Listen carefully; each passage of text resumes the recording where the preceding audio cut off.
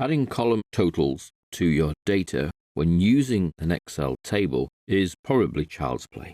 And a bit more than that, the formulas that you get to add up, or any other calculation you want to carry out on your column, are just a little bit cleverer than the norm, as we're about to see. So let's use the contacts extract TC again. That way we retain our nice little purple colour scheme. If we look at the bottom of the table, currently the data just ends at Destiny Alexander.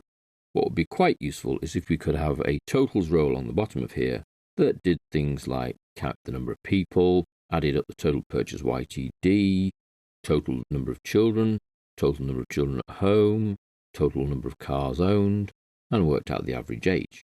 That would be really quite nice. Well, there are two steps. First step is firstly to ask the table if we could have a total row, please. And to do that, we just simply click into the table. On the Table Tools Design ribbon, we choose Total Row.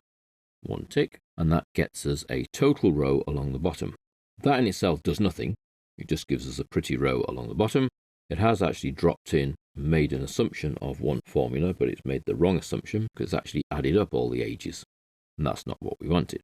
So we can go along and visit each of the columns one in turn, and you'll notice that as you go into one of the cells in the total row, it has a drop-down arrow, and that allows you to choose the function that you would like to be carried out on that particular column. So let's go along to a column that I would like a function to be carried out on, and the total purchase YTD would be a good candidate. So in the drop-down, I would like it to sum that column, and then it gives me a grand total of the total purchase YTD. Now you can see the formula that's being used, it's here. It's actually making use of the subtotal formula rather than the sum function.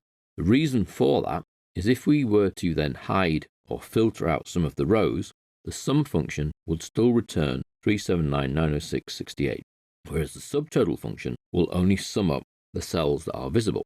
And just to prove that that works, let's go underneath this and add a sum function that is going to add up all of these cells. At the moment, that's exactly the same total. It's the same number, obviously it's not the same format. We could just add the dollars on so it looks pretty similar.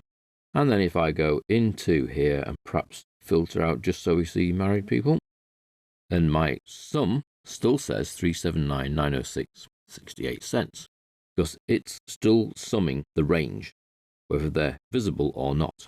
The subtotal function, which is the one added by default by the table, I haven't told it to use a subtotal function, doesn't add in the hidden rows, so effectively those that have been filtered out. So that total is now the total for married people with our data, total purchase YTD. There's a much better function to make use of. Although we've chosen sum in the drop list, it's actually using the subtotal function to sum those cells so that it doesn't add in the hidden rows.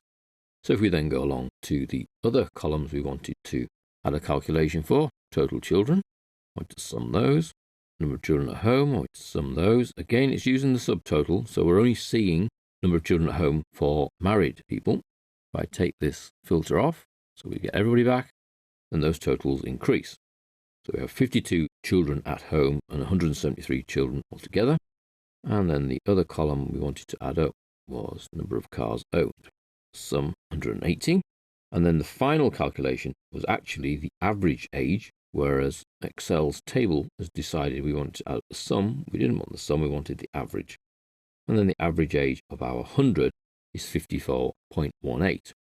Again, if we made a filter out, let's say, for example, we filtered out and only saw people who were born on a Sunday, then our average would only average the people that were left. So there's 13 people born on a Sunday, and their average is 52.69. The subtotal function that is being placed in your totals row is a clever function because it doesn't include any hidden rows, whereas average, sum, max, and min do. Also spot that the function uses the name of the column. We have age there rather than the cell references. Same with this one, number of children at home. Same with this one, total children. So it uses the column name as the reference for the range that it's working on. That way, if we add more data, so if I went to the bottom right-hand cell, tab, we get another row of information, and my total in here will include that information, 5,000. But changes, let's have one child, and it's at home child, and we have 2 cars, born on a Sunday as well. The subtotals, which is the function being used here, is a much better use of functions than the raw functions of sum, average, min, max, etc. You tell the table you would like a total row up here, and you then go along your total row deciding which of the columns you'd like to carry out a calculation, choosing your calculation from the list that is available, or even choosing more functions, and then you can go searching through the function list for a different function that perhaps you would like to use. That's the total row. At any stage you can turn it off by removing the tick, and then it's no longer there. Click again, it comes back. Notice it has retained the settings you had previously. If you didn't want those, you'd have to make sure you went in and changed these back to being none. There's just a little caveat there. If you turn it off and turn it back on, it does remember what you had in the totals row when you previously used the totals row.